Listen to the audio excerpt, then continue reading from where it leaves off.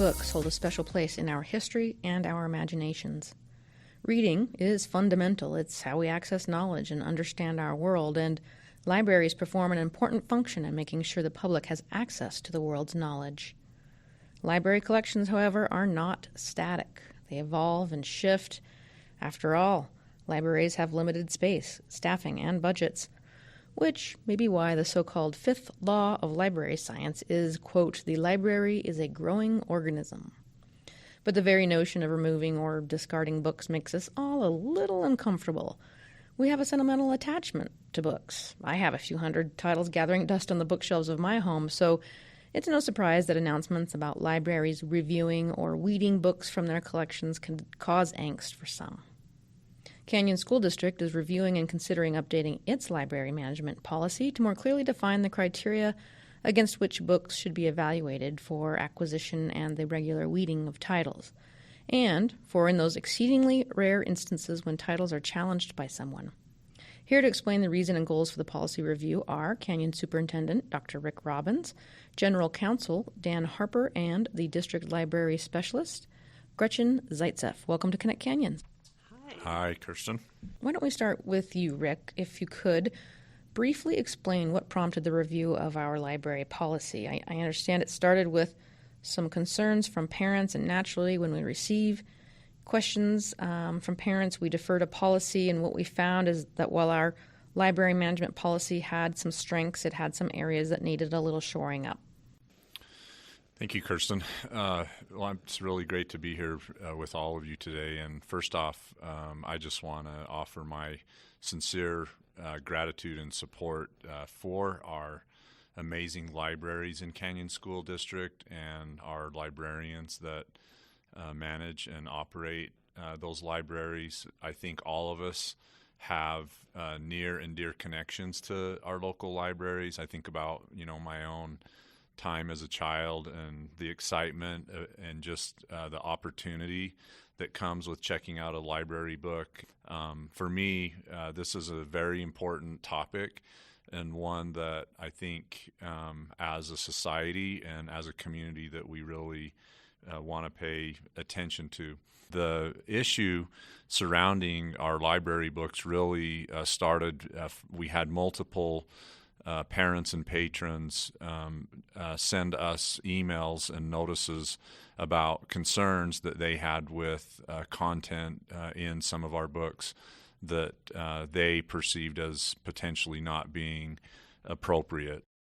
As these concerns were raised with me, it gave me pause as superintendent in looking at our own policy. And I think it's important to mention that I really believe our policy comes from a place of strength. It has been looked to and utilized in years past, but I also think it was incomplete in some ways, and it was necessary for us to take a look at it as the policy is finalized by the board, that the titles in question that were brought to me with concerns would be deferred back to the policy for that protocol. Okay, to be clear, no book has been banned in Canyon's district. No final action has been taken on any title until we can provide more clarity through policy on how to respond to official book challenges or review requests, which leads me to my next question about the nature of the concerns parents have voiced regarding these books. Now, if you're a regular consumer of news, then you know there's been a spate of school library challenges throughout the country. In some states, parents have targeted books that address issues of importance to LGBTQ students. School libraries have also received challenges from parents opposed to books they say perpetuate racism. My understanding of the input we've received is that parent concerns have mostly hinged on language in the books that they perceive to be obscene, vulgar, or inappropriate for students. So for me, the nature of concerns that I'm most interested in and concerned about relates to being age appropriate. We have many titles in our libraries that support a vast array of diversity and different topics and students.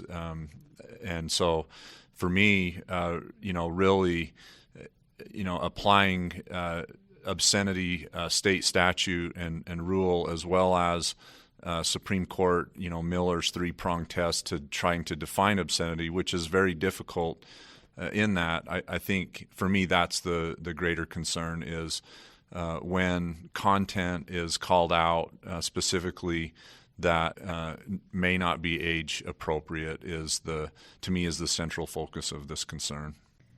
To your point, Rick, I understand the Utah chapter of the NAACP issued a statement to stress their concern about some of the obscene language in the books in question while supporting reading materials that are, quote, appropriate for all students. That really is the heart of the question, is the balance of First Amendment rights and access versus the content and whether or not it's age appropriate. These really are tough policy questions. My understanding of the American Library Association's Code of Ethics is that public librarians are regarded as public servants. In other words, they have the responsibility to serve their designated communities and not promote one point of view over another. School libraries, which serve children ranging in age from 5 to 18, have also, a distinct duty to ensure their collections are age appropriate. Now, Dan, could you speak to that from a legal perspective? The Supreme Court holding in Island Trees Union Free School District v. PICO, where the Supreme Court held that the First Amendment imposes limitations, but not an outright ban upon a local school board's exercise of its discretion to remove books from high school and junior high school libraries. The court pointed out that local school boards have broad discretion in the management of school affairs, but such discretion must be exercised in a manner that comports with the First Amendment, as the Supreme Court pointed out in the Tinker case, that students do not shed their constitutional rights to freedom of speech or expression at the schoolhouse gate. And they also pointed out that these rights may be directly and sharply implicated by the removal of books from the shelves of a school library.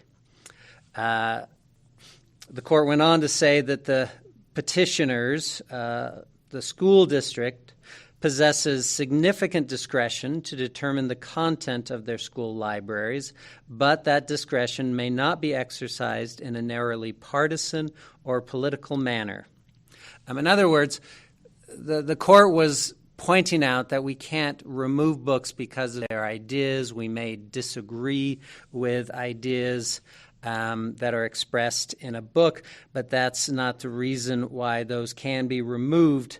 However, the court went on to point out that there are reasons why a school district or a board could remove books, including such things as vulgarity and offensive language. Okay, Gretchen, let's talk about the practical challenges faced by school librarians. We have 42 school libraries and about 500,000 books on the shelves district-wide. We're roughly at 470,000 books in our collection, so that's not titles but copies, since every library has at least one set of Harry Potter. So, but we do have a large number of titles within our library system. That's a lot. That's an awful lot of reading, not to mention the non-analog or digital resources we make available. Practically speaking, how do librarians go about adding new titles and updating their collections? So a library has a finite amount of shelf space, and regularly teacher librarians purchase titles. So you might become aware of a title in a variety of different ways. I mean, I personally follow several popular authors through social media, and I'm always getting information about what they're writing and what other people are reading. We also read professional reviews.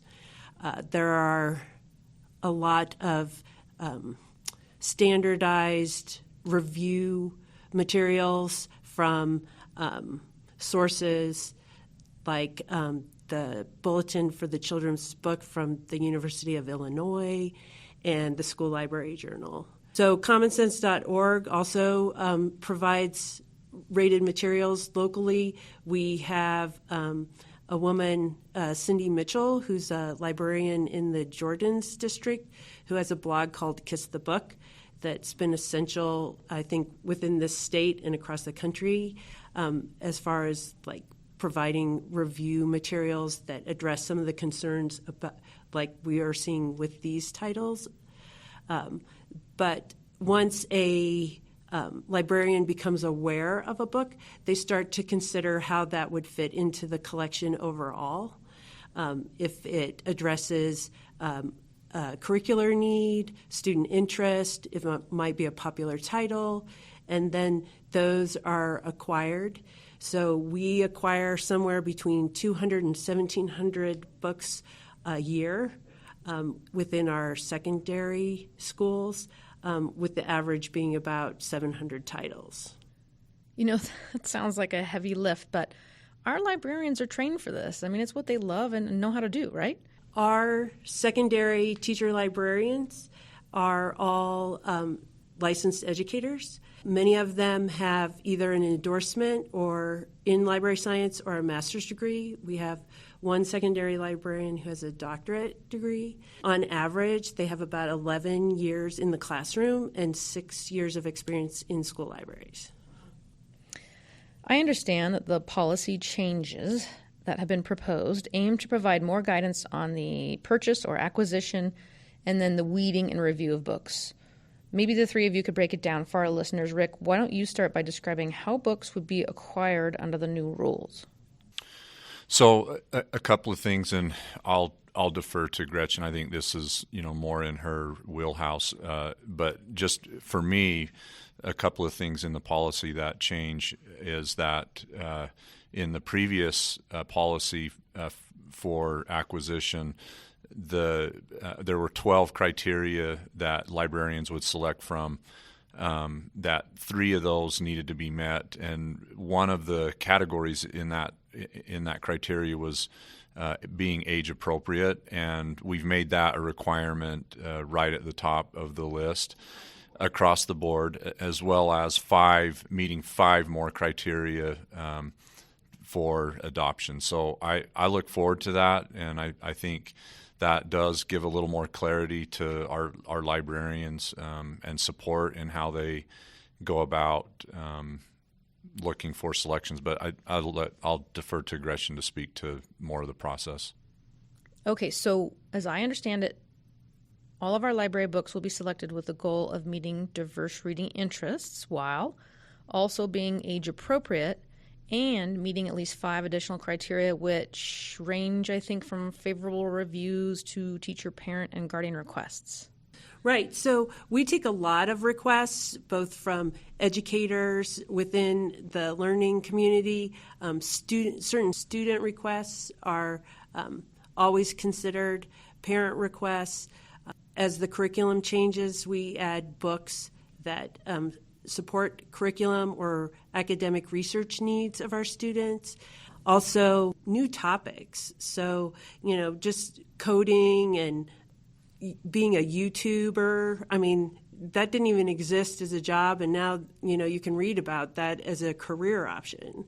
So those titles are now being considered against a list, as Superintendent Robbins mentioned, that has actually expanded. So there's 15 criteria instead of 12. So that just gives us a lot more options to kind of gauge how the book meets our needs. As we've entertained these changes to the policy, I'm assuming we involved our librarians as well as other experts. We've received feedback both from our district librarians, both at the secondary level, and our paraprofessionals who support our elementary students during their Brain Booster program. We've also received feedback from state organizations and our state librarians at the Utah State Board of Ed about feedback, which has helped us shape the policy to make it stronger and more reflective of what was already happening in practice, but it just strengthens our position. As a side note, any parents wishing to browse the shelves of their child's school library can easily do so online using our searchable library catalogs, which we make available on our school websites.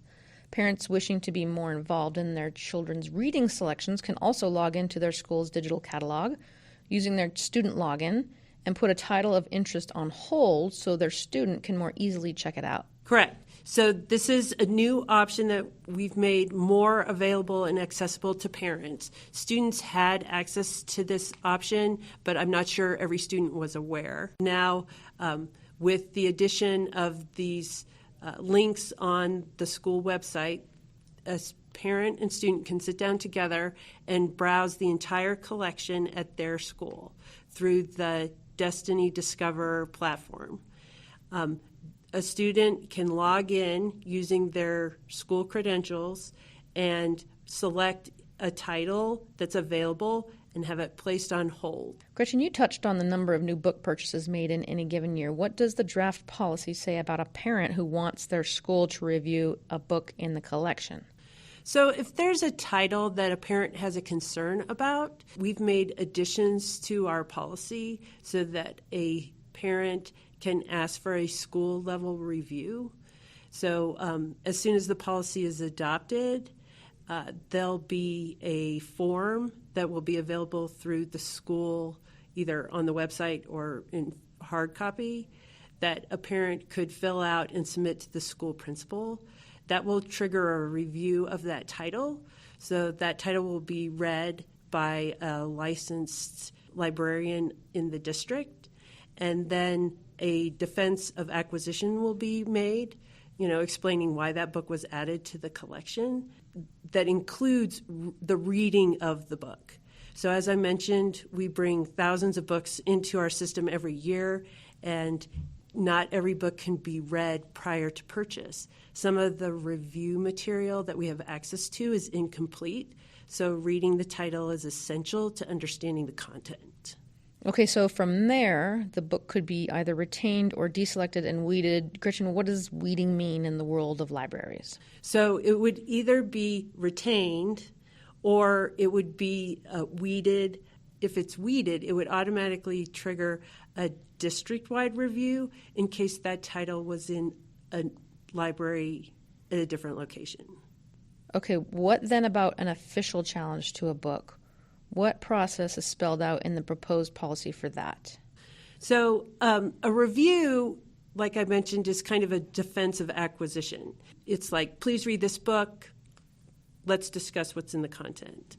A formal review would be a parent who's interested in removing that title from our collection permanently and would require us to put into play the school-level library materials challenge.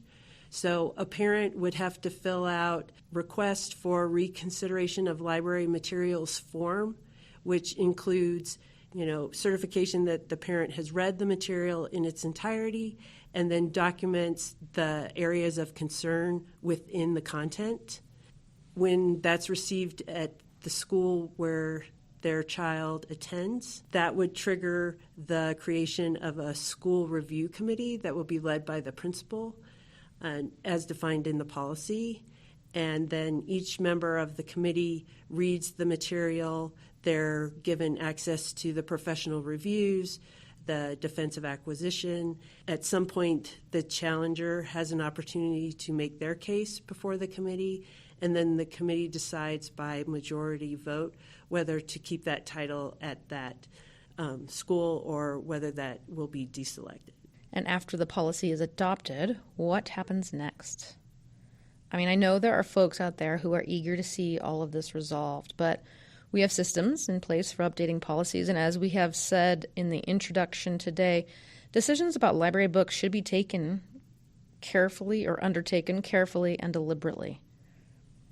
Traditionally, when it comes to policies, the board has always had 3 readings of a policy before approving. Sometimes when it's just a small change that may have been brought about by recent legislation that we just had to make a minor change, to the policy. It might go to 2 readings, and then they request approval.